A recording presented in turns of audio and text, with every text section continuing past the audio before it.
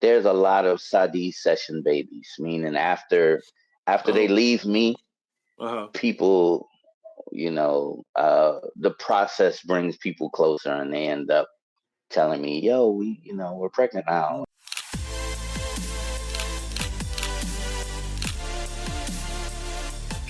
Hello, everyone, and welcome to episode 9 of the Focus Stack podcast.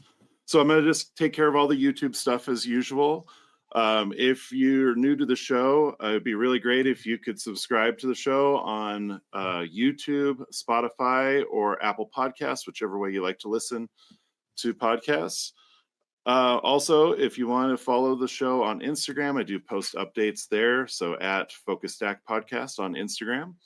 And then if you are a photographer and you want to be on a future show, there is a link tree in the description of the show on all the different platforms. There's a form there that you can fill out and sign up to be a guest on a future episode. So with all that out of the way, I want to talk about our guest that's coming on in just a second. I first became aware of them through a project or through a guest speaker that we had at one of the schools I worked at in the past. And that the guest speaker was Mike Nichols. He's a publisher of a magazine called Umber, and it's a really beautiful publication that is printed intentionally in black and brown ink to sort of showcase the people and stories that are in the episode or in the issue. Sorry. And while I had him in the classroom, we were talking about it, he was also working on a project called Slumber. And it wasn't out at the time, but what I did was I pre-ordered it. And when it came, our guest was one of the featured artists inside the book. So our guest is Saddi Khali, and he is a writer, producer, and photographer, and he specializes in photo shoots that have an element of therapy involved with them. But I want to let him talk about his work. So Saddi, welcome to the show. Hey, Jim, how you doing? I'm doing good. How are you? Pretty good. Thanks for making time to hang out with me this morning. Hey, gladly. So happy to be here. Yeah. Could we start out with just having you just tell us about your photography path? How did you come to be a photographer? Okay, so I was a writer and performer first. I'm a person who just is a lover of art and art forms, art in all their forms. And I was writing and doing poetry at the time, and things were changing. The internet was becoming more of a thing, and the way that people consumed words were changing. They weren't reading as much. The writing was very performance oriented and didn't carry the same, to me, gravitas that I was accustomed to or trained for. And I started becoming disenchanted. And I just wanted to find a way to inspire myself. And I mentioned to a mentor that I wanted to try photography because I always saw writing as a visual art. And maybe I could use a visual medium to inspire more visual art. So he happened to have an old Pentax K1000 on a shelf behind him, and he reached back and handed it to me. I picked it up and just started shooting everything, just learning the camera. And I came across 2 books. One called Black Ladies by Uwe Omer. And it was these beautiful color images of nude African models with all of this popping fabrics and beautiful landscapes and stuff like that. And the second one was a book called Soul by Thierry Legou. I'm not exactly sure how to pronounce his last name. And these images were really sculptural They were supermodels, nude, stark black on a white background, and their poses and stuff were uh, really artful, really sculptural. And so I see these two books, and I'm like, I'm shooting everything else. I can try this too. And the first people I started photographing were people that I knew, women I was dating, uh, people I knew in the community. And I realized, one, that I didn't know any supermodels. So that made my work and my relationship to beauty a bit different, you know. In some ways, like, I don't know if I want to use the word real, but authentic maybe, or like more Yeah, like, much more. I would say. I mean, I guess supermodels are real, but what's yeah. usually done to them is somebody else's version of beauty, and not necessarily an everyday version. You know. Sure. And I'm from New Orleans, and coming from New Orleans, our standard of beauty is, if you think you fine, we agree. So, That's a good philosophy. yeah, we go with it. And so I started, one, I was enjoying the images, um, and I was enjoying the process because of the intimacy involved. And then I started seeing that people who did not have supermodel bodies at the time didn't really have a celebratory representation of their bodies. They hadn't seen, most of them hadn't seen themselves in a way where they looked comfortable and safe in their bodies. Um, and most people at the time hadn't seen other people who looked like them with things that would be considered flaws in a supermodel world. I didn't have the perspective of flaws. I felt like we were made in the image of the creator, and because of it, how we looked had to be perfect. And it became part of my intention to show that perfection, to show people themselves and ourselves. And this was at the time when MySpace was happening. And as a writer, I had mentors and workshops and collectives and all these other things that when I started looking for that as a photographer, it felt a lot more competitive and a lot more self-centered, as opposed to like what you're doing, where you want other people to learn. It had an energy of every man for himself. Um, and so in my own, I guess, the vulnerability that I had learned through writing, I decided to make MySpace my workshop. And I would post stuff and say, "Tell me what you think," and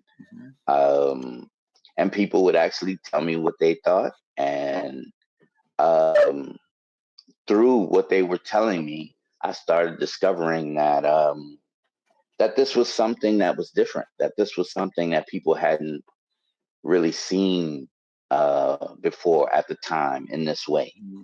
And there were a lot of things that were not necessarily intentional until I realized through hearing from people that they were uh, that they added a significant element to the images. One of which is I've only shot in natural light or available light.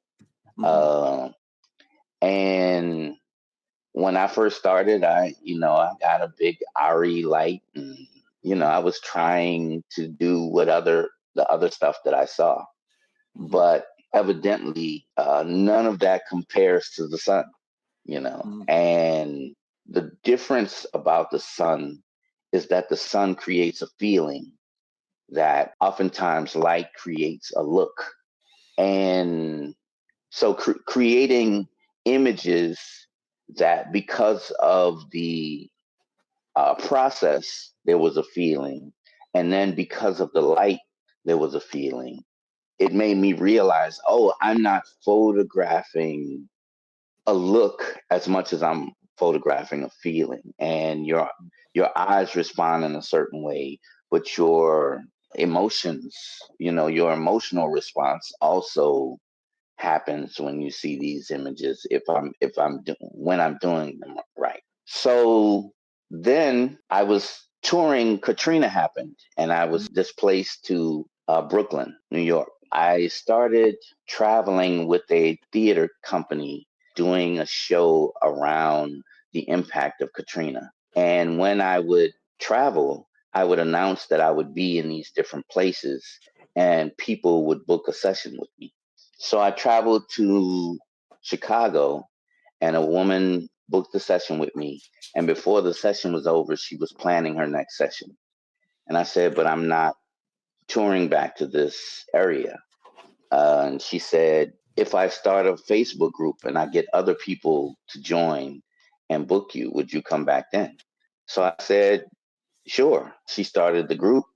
I came back and I photographed 20 people.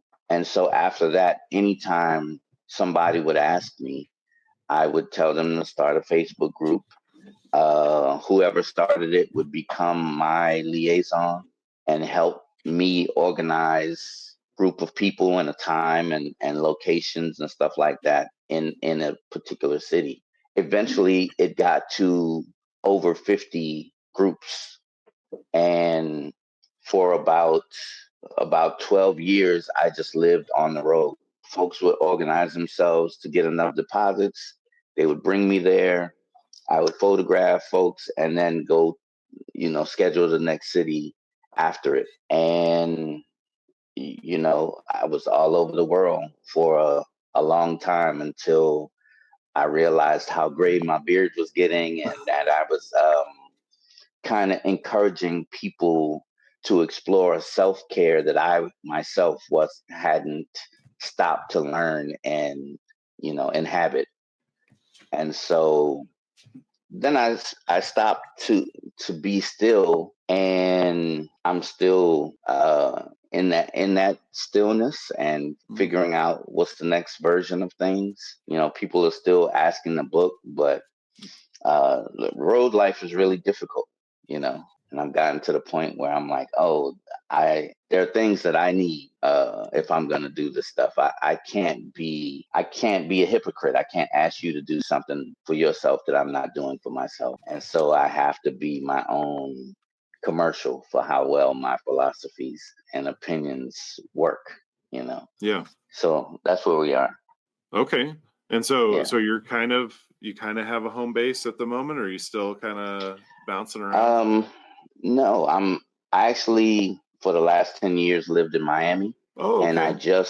just sold my condo, and I'm back in the world trying to figure out what's next. I'm currently in Chicago at the moment. I Okay. leave for New Orleans next week and then Houston, but all of that's just to be with family and friends. Oh, great. Um, yeah, I'm considering places outside of the country just for the tranquility and peace possibilities of it all. Oh, great. Yeah. Yeah. Well, do you want to jump into the portfolio and just look at some work here and maybe share some stories about it? Okay. Say this image here. This is in Johannesburg, South Africa, Mm, and some people in Johannesburg saw my work, and they did the same thing, started a group, and got a bunch of people together to bring me there to photograph them. And it ended up being one of my favorite places. I've gone back maybe 5 or 6 times. And while I was there, I would meet with local photography groups, and we would go and do photo walks, and they would just take me out into the area and surrounding areas, and we would just do what essentially would be street photography. And it was great for me because It allowed me to do something that I wasn't being paid to do, so I could do just for the fun and the joy of it. And there was a lot of learning involved for me in that. One, people kind of enjoy generally to be photographed. They enjoy feeling seen and appreciated. But also in a country like South Africa, where Black folks have been oppressed for so long and depicted in a certain way, that me going there and showing things that might look like poverty were difficult for some of the folks there, because they were like, no, we have access to more things now. We have, whatever, wealth and all these other things. But that wasn't compelling images to me. I didn't come from wealth. I can't, I also in New Orleans came from poverty, and I didn't come from poverty, but I experienced poverty, and I was seeing people who looked like the people I am accustomed to, and that's part of what compelled me.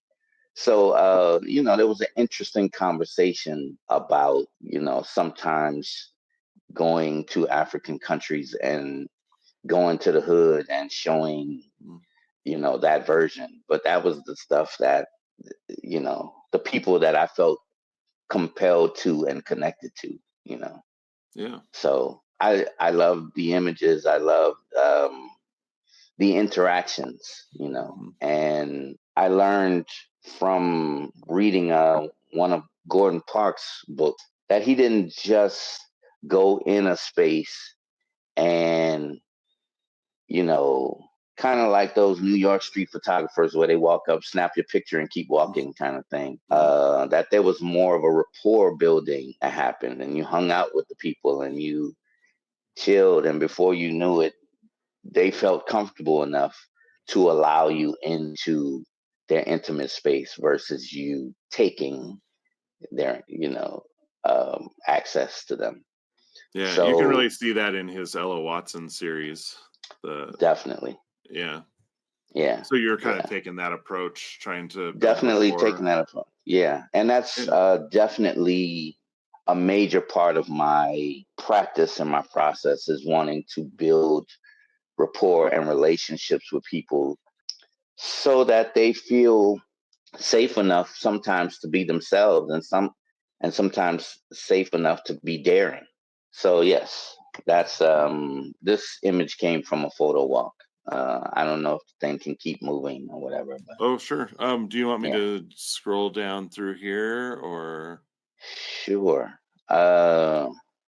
Okay, so those hands. When I stopped touring, I had a contract with a organization based in the Bay Area that did work with crime survivors. And the work was about people who were the most harmed, were the least helped. And so they were doing work to create legislation and stuff to make sure that marginalized folks got, recovery centers and access to victims' money and stuff that the government had. And so I was sent around the country because it was a national, it is a national organization. And they found people who were already organizing these certain spaces to come in and help to lead their region or their area. And so I'm sent around the country to hear basically what amounts to be some of the worst stories people have experienced in their lives. And then I had to try to come up with images that help to tell their story. I also videoed them and did audio recordings as well, and create these basically digital stories around their stories. And it was tough because, when you have a contract by somebody and somebody else is paying you, then their time frame, their practice bleeds into yours. And I didn't feel like I had as much time to hold the space that I would normally hold for somebody who was giving me that intimate a portion of their lives and pain, you know. Mhm. So I did a lot of what I could to make beautiful and compelling images, but there was also some hurt for me in it. Because it was depressing, you know. These people had Yeah. really, you know, Yeah. they lost a loved one. I'm meeting people who, there was a woman I photographed her, I interviewed her, I heard her story, and she was still going through series of surgeries after having been shot at a parade Oh my gosh. um, by an assault rifle. Mm. And so I go visit this lady. I'm in her home. I record her. I even record the guy who shot her, called from prison and read an apology letter to her. Oh wow. And I've, recorded her as she listened to it. And then she passed away. And so I'm building these relationships with people who, some of whom are at the end of their lives, and it was just the same process uh, from the decolonizing beauty work, but a very different outcomes and a very different subject matter, you know. Yeah. Um, and so that was powerful work, but hard work for me. Hmm. And I realized that you know that what is healing to me is being able to take somebody from one place to another, not Hmm. to just show where they are, but to help them move, help them reframe their story, Hmm. help them move out of a place of, maybe they have a perspective that is not helping them, and the Hmm. way they see themselves doesn't help them. And if we can help you, you change the way you see yourself, then I've done an amazing thing, you know. Hmm. So, So do you feel like when you were able to share that apology, that helped kind of create that moment for that person? uh, I I think, I mean, she had been in touch with with the guy who had shot her, Oh, okay. and she knew he was apologetic. So Hmm. the letter in particular was a beautiful gesture and something Hmm. great to capture, but that thing had already happened Hmm. between Yeah. them. Sure. Uh, so I don't, I feel good about my work with that woman in particular because she showed me her scars, and she told me that was the first time anybody who wasn't a doctor Mm. saw her scars. So she felt Okay. safe enough to share something that she didn't normally share. And Yeah. she's sharing it with the photographer who's going to show it. Hmm. So something happened in our interaction that made her feel safe enough to essentially share it with all the people who were going to see the Hmm. images. So that felt like a breakthrough, and Hmm. and our rapport was beautiful. It was a wonderful time. And then it was, a loss now, Hmm. you know. So it's all this work is fascinating because the cost of a rapport and creating relationships is that you have connections to the people, and Hmm. now what happens to them, you're impacted by. Yeah. um, but it also means that in most cases I'm sharing moments with people that they normally wouldn't share with most of the people they've known, even family Hmm. members. Um, and so there's a closeness there Hmm. that that is great. I can go around the world, and there's family I've made all over the world. But when something happens to that family, I'm impacted by that part too. It's beautiful on one hand and a heavy load on the other hand. Sure. Yeah. Next to the hand, we've been looking at this image of this woman whose head is back. Okay.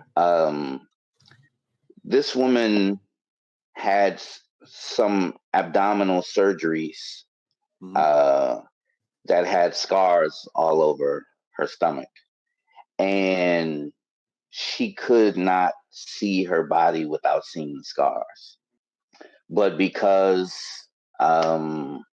light coming through the window creates a shadow on the other side, photographing her open abdominal area in the shadow lets her see the rest of herself. And so, just simple things like helping somebody see the thing that they've made a certain story around through different eyes, and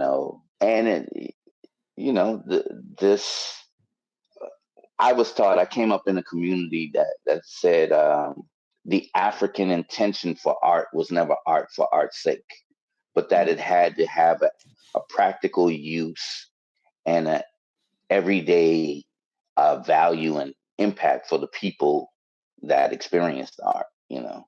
So it's very difficult for me to just take a picture of something. Sometimes I desire, just for the experimentation or the play of it, but it always turns into how this work is going to impact me, whatever what or who I'm photographing, and the people who end up viewing the images. And so, that's that healing intention, I think in many ways can be different. Of course, there are other people who shoot with a healing intention, but, many folks are taught how to make a pretty picture, how to make a compelling image. And for me, the story in the image is much more compelling than the quote unquote beauty of the image. And that beautiful is how you feel, not necessarily what you see. We can move to Instagram. Oh, okay. Yeah, I can do that. Yeah. Let's see here. I've got it right there. So here's your Instagram. So. Okay. Scroll down. There's an image of a woman kneeling at the beach. Yeah. Yeah. Okay. So these images are from an sacred ancestral retreat in Barbados last year. Okay. And it comes from the perspective that we come from our ancestors. We are still a part of the lineage of our ancestors. And when they pass away, they're still here. Their bodies leave, but they're still connected to us and still working on our behalf if we form relationships with them. And so these people went to Barbados to learn how to venerate and honor their ancestors. And they were taken through cleanses and certain practices to reconnect themselves in an active way. And it was a women's retreat. So it was really, a testament to something that my images have done, that they brought me in because I was the only male there aside from the chef. And I was able to catch these images of them, doing the work of reconnecting with their ancestors. And, there was a bunch of stuff that I couldn't capture because it was either so sacred or, kind of private. But it was powerful for me because I also have a tradition and relationship with my ancestors that I wasn't nurturing actively. And going to this space and being kind of up in the process, even though I wasn't participating, it brought me back to my own practice and ended up being a very needed life change for me. So there's very much an element of vulnerability for me in my practice, and kind of allowing for moments to happen and being present to them as opposed to forcing a moment, Yeah. Yeah, as a and photographer, sometimes you're there just to capture an event or something. I think it's interesting that you're opening yourself up to become part of it more. yeah, to witness, but also to be in and of it, there, if I'm being led to these places, that I didn't say, hey, you know what, I'm going to go to that place, but something said, hey, you should go here, and we're going to orchestrate it and make it possible. And I go, then who knows what adventure awaits? Who knows what breakthroughs? Who knows what discoveries and or blessings are there for me? And so I go feeling led to go. And feeling open to what's there for me, even though I'm there to do a job. I'm following my own compulsion, something that's guiding me on these different places to meet these different people and discover not only what my impact might be on them, but what their impact might be on me. So it's a mutual exchange, Yeah. energetically. I mean, that's one of the great things about when you photograph people is that sort of back and forth that happens. It's just also in education, it's like that as well. Yeah. Yeah. Definitely in education, because you think you're there to teach, and you're there to learn as much as you're there to teach, Yeah, absolutely. Yeah. Yeah. So we can scroll down. There is an image of a lady in white clapping her hands. Oh, okay. Right. Right. Yeah. These set of images are from Ibadan, Nigeria, at um, a traditional spiritual initiation. And so I go to this place, to this compound, to this family that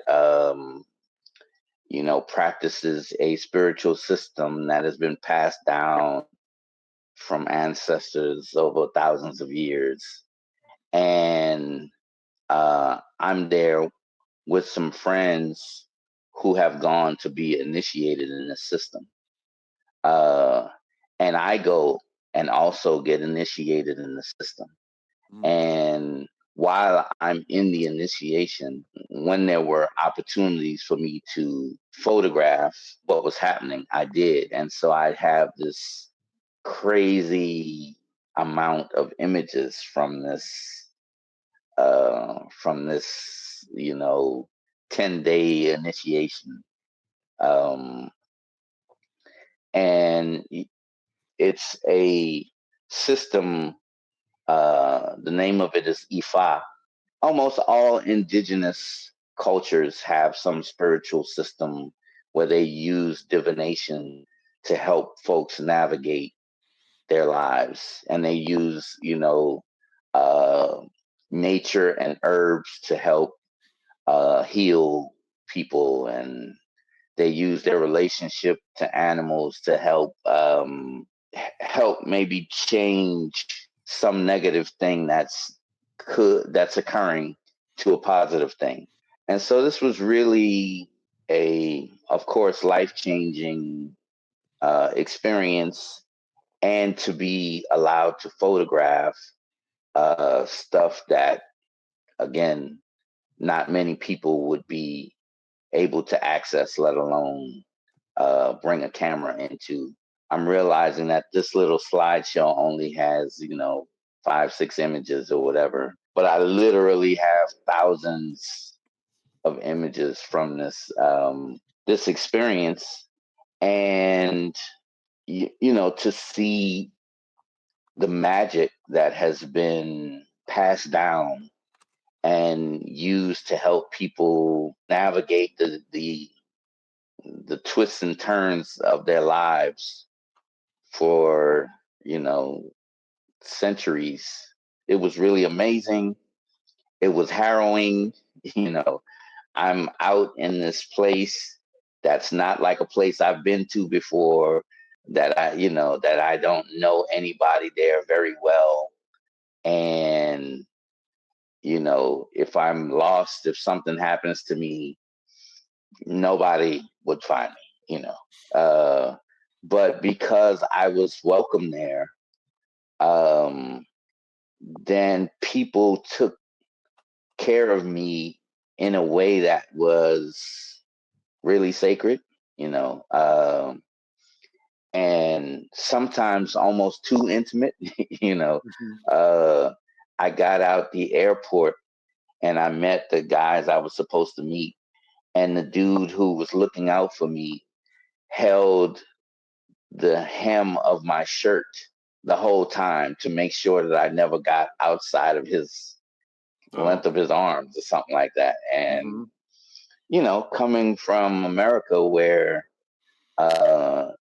sometimes even me and my brothers aren't that intimate, I think,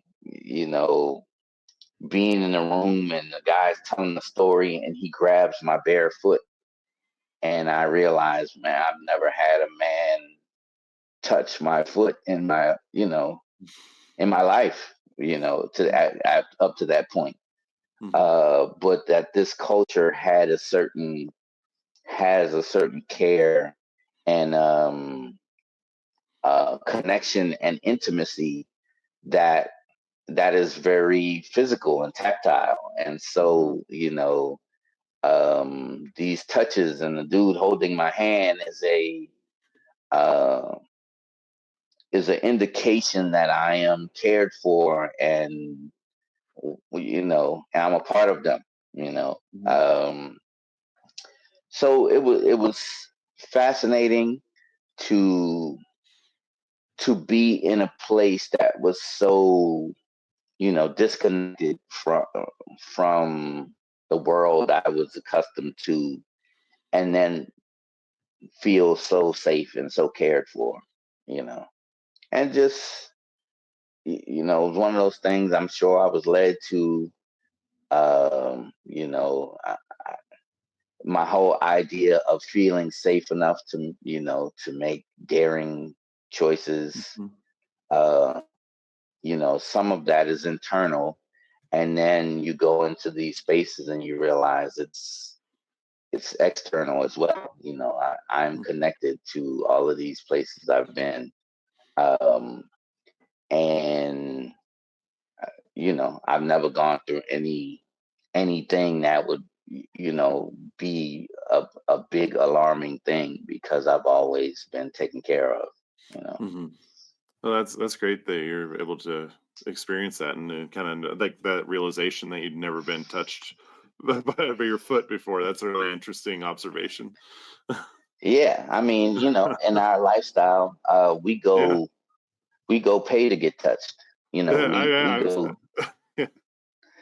We go Yeah, I to was just get thinking to a about. masseuse. No, I was just thinking about. I'm like, I don't think anybody's touched my foot either. So. Yeah, and this was just a happenstance thing. He probably didn't even notice. Hmm. But for me, it was significant, because I'm like, Hmm. wow, I grew up in a culture where touch is very different, Hmm. um, and it has very different meanings associated with it, Hmm. Yeah. and to be in a place where this person could be considered a total stranger, but because I am welcomed in, um, then I'm being touched, intimately, and I have to reconcile the fact that I even notice it because of growing up in a place where touch was not, the same.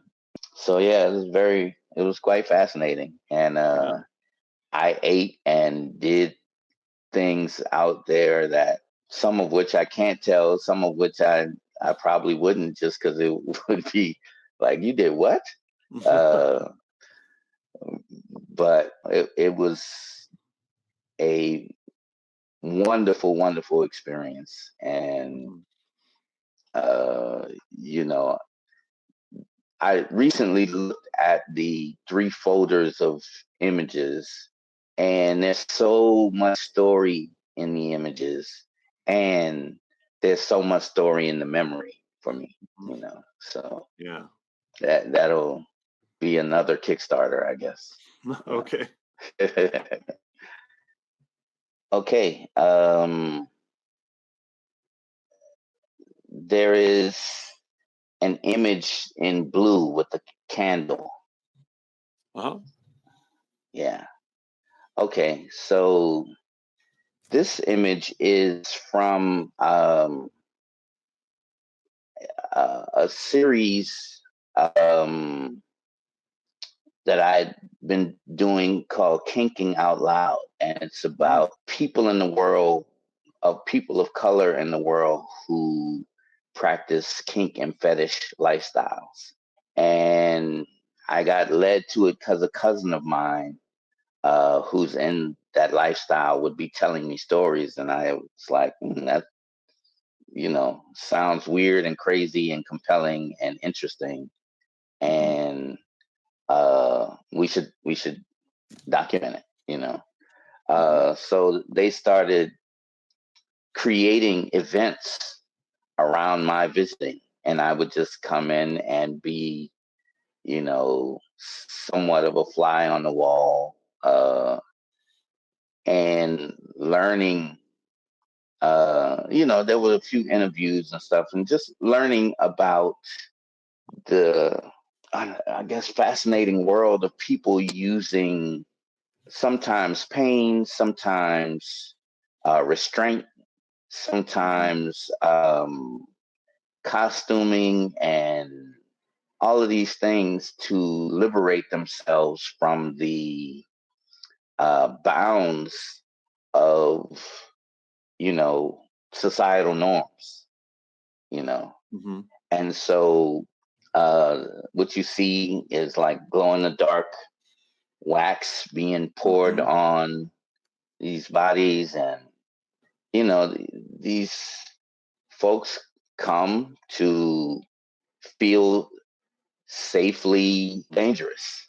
you Mm-hmm. know Yeah. and there's some interesting catharsis to having a life where your relationship to safety and danger has been traumatic, and then having the power to create a life where, or a space where, your relationship to safety and danger is all within your control, Mm-hmm.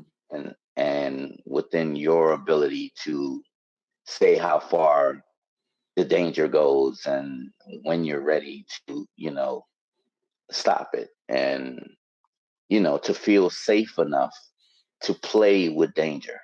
So that, there's a lot of learning for me in that. There's a lot of, just discovery of the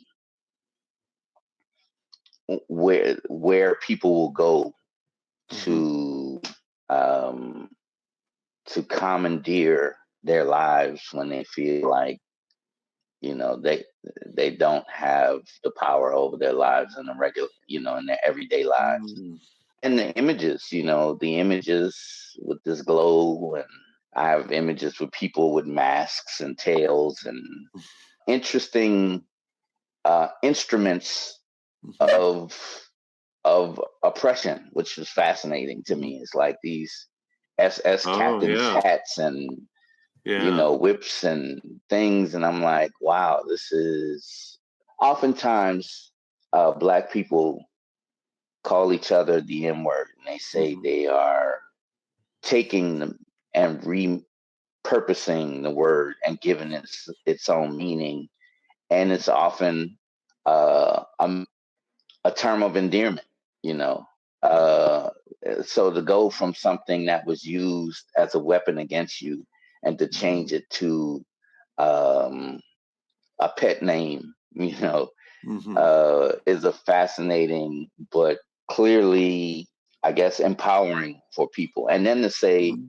that only we can use it and the people who used it for harm can't use it anymore, and so on and Mhm. so forth. Seeing them use these tools and instruments and implements that I've only known as oppressive, to use them and to repurpose them and Mhm. to take the power from them and flip it, Yeah. is really complicated, Yeah. and interesting. Yeah. So that's what's kind of going through your mind as you're witnessing and photographing. You're thinking about that sort of, or is it something you kind of reflect on afterwards? Well, I'm also talking to some of these people, Oh, sure. Yeah. and learning that this is what they're doing, and Mhm. asking them questions about it, and trying. Most of my practice is asking questions and really listening to the answers, and Mhm. oftentimes because uh, we're in a world that feels dangerous to all of us, and we're kind of protecting ourselves from everyone. We don't always get the opportunity or take the opportunity to really get to know what Mhm. people are doing, what they're thinking, what they mean, you Mhm. know. And so intimate conversations is probably the foundation of my work. And so even in these spaces, I'm having intimate conversations with people and finding out their reason and their meaning, and sometimes trying to ask questions that m- maybe they don't know the answer to yet, but the question will make them question, Mhm. so some of this is the question that was, that were being asked in the spaces. Some of it is my own ruminations about, it. um I've It's been a year that I've been doing this project, and I haven't really been compelled to explore my own kinks or something Mhm. like that. So I don't necessarily feel a part of the community, but I feel special by being invited in to Mhm. witness and to tell some of the stories, and capture some of the Mhm. um, stuff that most of us wouldn't have access to and wouldn't see, you know. Right. Yeah. Uh, so yeah, um, maybe we can get out of there. Sure. Sure. Now, some of this work is from the Decolonizing Beauty project. Yes, Yeah. most of this work is from the Decolonizing Beauty Okay. Project, and that was the Decolonizing Beauty stuff was the images that I toured, the portrait sessions that I toured, Mhm. the world making, and I'm still trying to figure out what to do. I just have thousands and thousands of images. Mhm. Uh, and, making a book is expensive. Mhm. Um, you know, a lot of these images, all of them are very personal to the subjects, you Yeah. know. So showing them or sharing them without the context is a no-no to me. Mhm. Some people kind of make body's objects and show the, whatever. It's very difficult for me to disconnect the human from the body, from the image, from the stories that I learned in proximity with these people. And so I haven't been touring for a while now, but I'm definitely looking for what's the next way for these images to live. And I imagine an exhibit, maybe a traveling exhibit and a book or something might be a way. But I'm waiting on all the proper conditions to show up for me to know what's the next move. Yeah. Yeah. I could definitely see a book where you're incorporating your writing and stuff as well. That could be a nice way to present this. Yeah, and I've been writing a lot around this stuff because it's very important to me that you actually know what it is you're seeing. Because if you bring your own context, it just could be, something that is not exactly what it is. And there's certain kind of art where it's like, no, you interpret it, you make it, for me, it's like, no, this has a specific meaning and purpose. You can interpret the whole context if you have it, but just the images without it. I'd hope that when you see the images, some of what's happening and, the feeling and the energy still comes through. But so many of these images were made because people who had already photographed with me either made testimonials or suggested to their friends and other people they knew that they should do it. And so there's some significance to me to being able to do a project that's fully funded by the people who are in the images. I was wondering if I could ask you about an image in particular. I just saw this one right here. Yes. I'm really curious about your decision to kind of do this blue tone and just kind of the way you framed it up. I was wondering if you just talk about it a little bit. Okay. Well, some of the framing is impacted by, Instagram's parameters. The image has more of a bit more of her body and a bit more of the wall in it. But Instagram doesn't, always give you all of the room. The tone choice had a lot to do with the way that her stretch marks showed up in that blue. In our consultation, which I never photograph somebody I haven't talked to first. So we have usually a video consultation, and we really talk to make sure that we should even do this together, and make some agreements. And yes, we've signed the waivers and all of this stuff, but what are our agreements that that we're going to go in this space and you're going to bear certain parts of yourself that you would normally save for people who a lot better than me. So what are the things that we need to establish so that this level of vulnerability feels good and not feels bad. And one of the things she was hoping not to happen was that her stretch marks, her belly wouldn't be shown, And throughout the session, we talked more. And as I'm photographing people, I stop and show them the images in the camera, and we talk about them and so on and so forth. And her posture started changing, and her her seeing herself in the images and seeing a self that didn't have flaws as her context changed how she wielded her her body.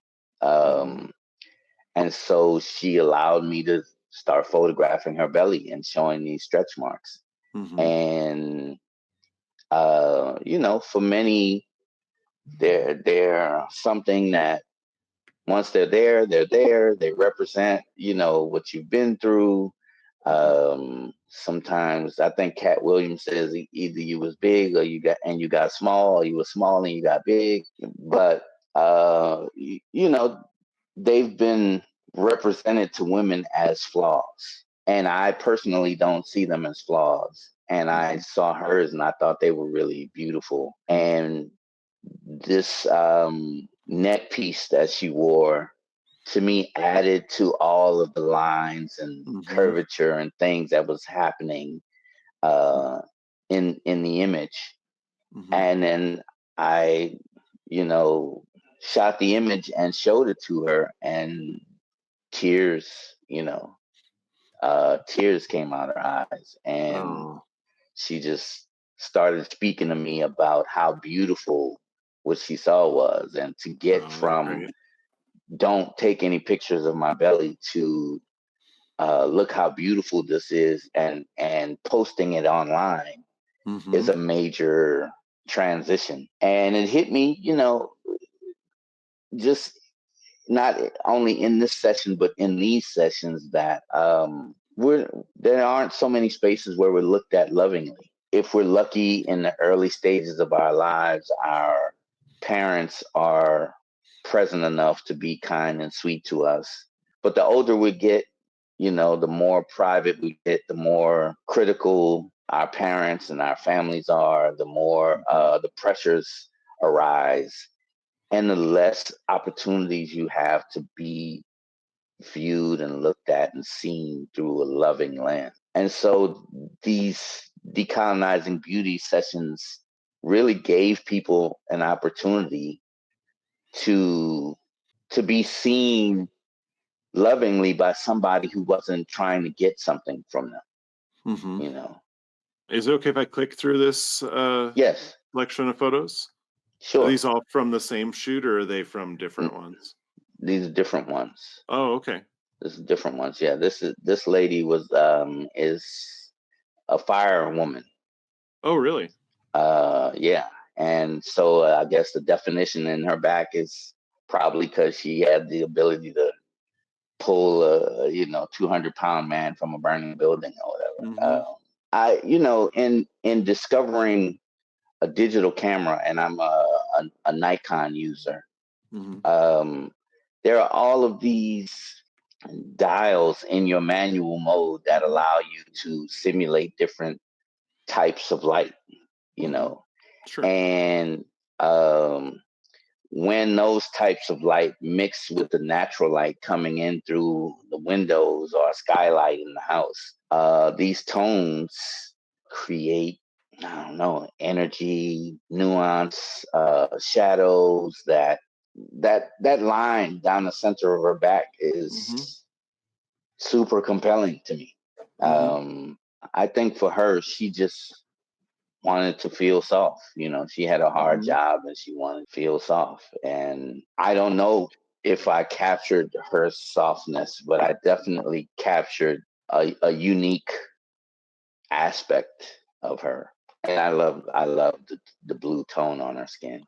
Yeah. Do all the photos? Okay, no, this one doesn't have the blue tone. Okay, Yeah. I wasn't sure if it was like a collection of blue toned images or not. Yeah, no.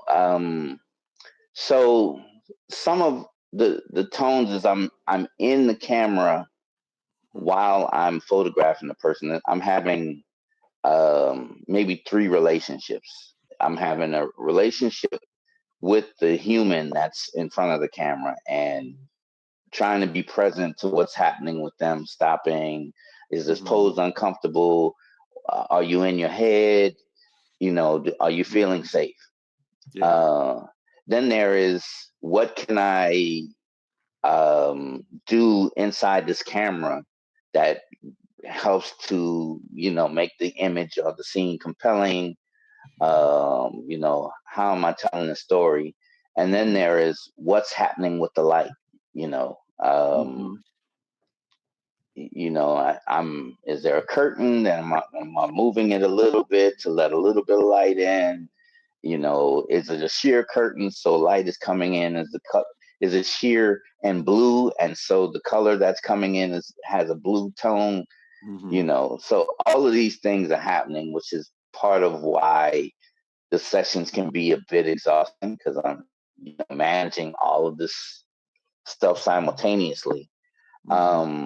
I am doing my best to get it right in the camera, because I'm not so great an editor.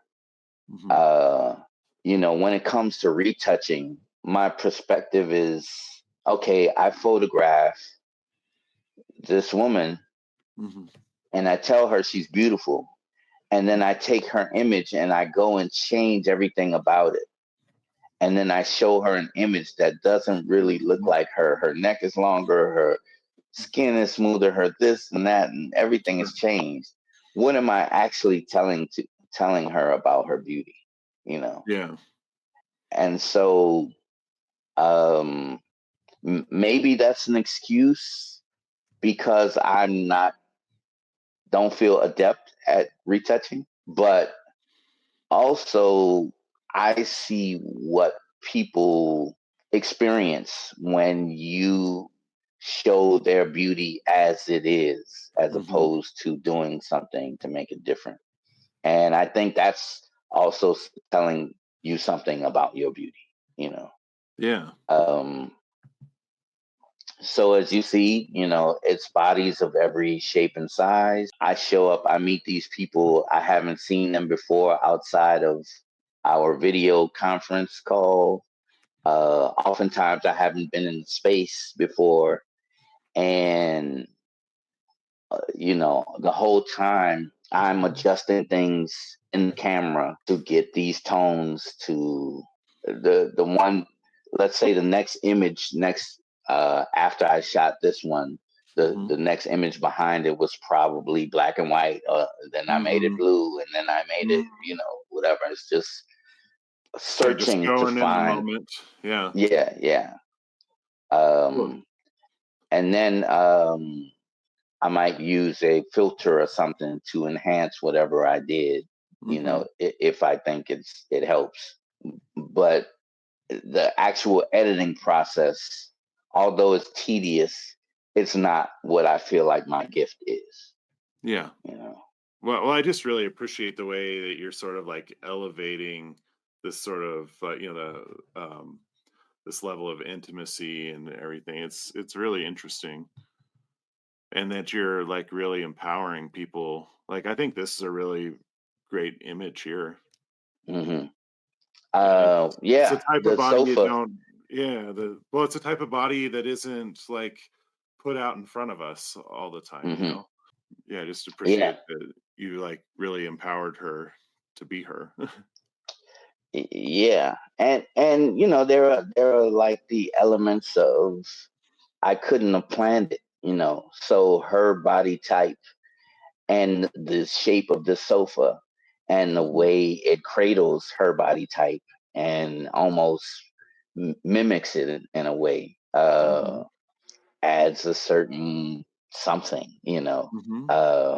This was in LA. I often shoot in Airbnbs. You can't always tell what you're going to get, so whatever's there, we're going to work with it. And this just happened to be a really nice one, because it had a really big window, but it was on the ground floor, and so the curtain had to stay down, which meant that I had this light box, like a softbox from a window. a softbox. Yeah. Yeah. And so, she was also somebody who came in with all the things she didn't want me to show, which is really fascinating, that people come to do a new session with all of these rules about what they don't want to be in the picture. But at the beginning, and whatever their relationship to protecting themselves is, I think, what compels them to give me these rules. And then Mm-hmm. as they get into the session and they realize the things they're protecting is not necessary, and that they're not Mm-hmm. only safe, but that I am, viewing them in a way that is looking for the beauty. And if they allow it, I'll find it. And there's a feeling that comes with being with that kind of, being held in that way. And so they always blossom and open up. And, at the end of the session, I have to make people put their clothes back on, because they just want to hang out. And um, all the sessions have music. I create these playlists, and or I encourage people to bring their own, Mm-hmm. so that the music helps to build a certain mood and energy. Accoutrement might bring, finding out what it is they like to drink, or is there some fruit Mm-hmm. there, and I usually have them bring fabrics and things that might add to the images, that you'll realize many of the images you see, that is really being used to protect their bare bodies from the furniture or something like that. Mm-hmm. Uh, but that it end up being an accessory that is unique to them because they're bringing it. So, many of my sessions are more like a mini retreat for one. You Yeah. know, there's no lights, camera, action. There's no, we got to get this shot or that shot. There's more, this is your opportunity to be and to see what being looks like on you. Yeah. No, that's interesting. So you mentioned being like a retreat for one, but there are couples in here as well. Um, Yes. and is that a different, like, how is that type of environment different than the individual? Well, one, there's a lot of Saddi session babies, meaning after they Oh, leave me, uh-huh. people, the process brings people closer, and they end up telling me, yo, we're pregnant now, Mm, whatever. okay. Uh, so that's one thing. Two, usually a session with me with couples is going to let people know for sure whether they're going to be together or they're not, because I'm creating these positions that are very intimate.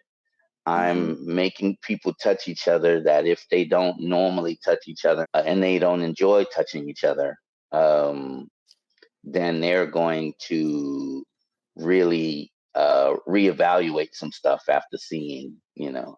But a Hmm. lot of people haven't seen how their love looks, you know. Sure.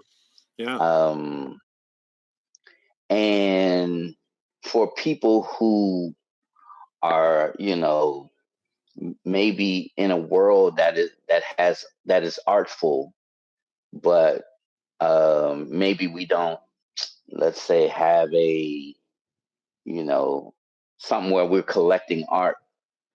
There's something to being art. There's something to Hmm. being able to see yourself as art, you know. Hmm. And for couples, it's a lot easier for me because they bring usually an internal safety. You Hmm. know, they They have they each other can, there. yeah, they have each other there, Mhm. and the touch is, I'm sure is comforting, and so you get to just be and lay around with your loved one, and then you see the images of yourself, and you're like, wow, this is us. It's it's really powerful thing to do together. And I have couples that are lifelong friends Mhm. because they're sharing that space, and their union is being looked at lovingly, which, Yeah. you know, oftentimes we get together, our thing becomes private, and we're the only people who see us, you know. Hmm. Yeah. So to be able to feel okay to bring me in, Hmm. to have me photograph them, and to be able to see themselves, how they look loving on each other, is a beautiful thing. I imagine, you know, I always talk about what's going to happen when your grandchildren, you know, are cleaning out your house and they find these pictures, and what it's going to say to them about the life Mm. y'all had, you know. Yeah. There's a an essay by Bell Hooks, I don't know, that where she's describing a photo of her dad, like before he was a dad, you know, and then Mm-hmm. and now her and her sister kind of like fought over this photo because it was of an image of their dad that they had just, it was someone else, somebody Mm-hmm. before. And yeah, I can imagine that's sort of the experience that somebody may have seeing work like this and of their grandparents. Yeah, yeah, but I mean, you know, this would be a hell of a permission to live my life, to have a rich and full life. If my grandparents were like, "Oh, okay, you know, Papa," you know, Yeah. y'all had an exciting time, you know, y'all did some things that we get to see from a distance, but it looks and feels like love, you know. Hmm. Yeah. And um and I would, I would think that would be inspiration, you know. Yeah. Yeah. Yeah. But as we come to a close, I always like to ask. Let me switch to where it's just the. Oops, I'm on the wrong screen. I was curious if you could maybe, if you had any sort of advice for up and coming photographers, something that you'd like to share and just kind of help people find their way. I think my advice would be to not limit yourself to the things that you've seen done, that the unique perspective that you bring, if you honor it, may take you into a form, a way of doing things, you know, types of projects that that maybe you haven't seen done before, you know. And honoring ourselves and our gifts means honoring our uniqueness and our perspective. And what you see through your eyes, if I get in the same position next to you, after you, and try to photograph the same thing, it's still going to look different, you know, because your perspective, your unique outlook and experience, and your story is going to see something different than what I see. So if I had anything, any advice, it would be to honor your perspective and don't limit yourself. In fact, push yourself to be as you as possible, as much of you as possible, because in that, the more you are, the more unique you are, and um, that uniqueness is original. And I would encourage, you know, oftentimes we as photographers are behind the camera, and so we don't realize the benefit of our vulnerability. We have these subjects, and you know, and we're directing, and they have to do what we say, not have to, but they're doing what we say. But it's our vulnerability, our openness, and being present to a moment that allows us to, you know, be more open to ourselves and what's happening in a moment, that I think, at least in my practice, has been very, very valuable. And I think I've seen a million nudes and they're almost boring to me. It's just, okay, another body that looks like this in the studio with this two lights set up, and and what is the point? And if which at the beginning I was trying to do what I had seen others do, I would have just created more boringness.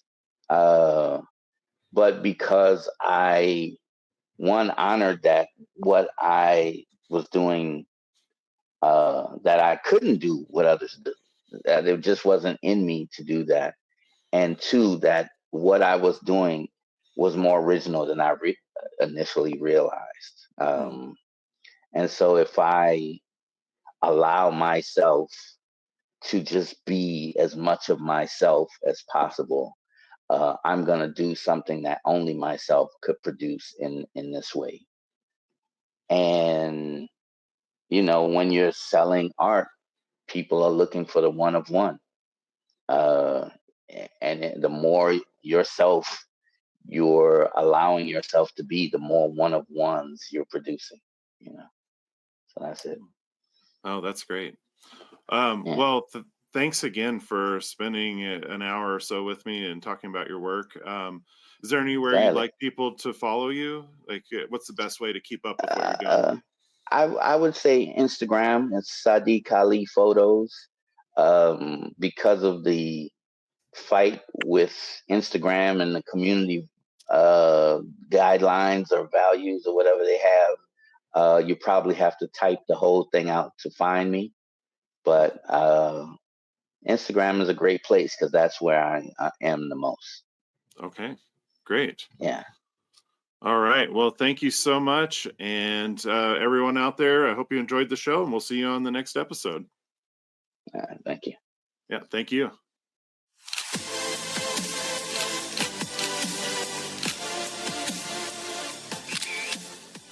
If you enjoyed the show, please like, subscribe, and leave us a comment. It helps us connect with more photography lovers just like you.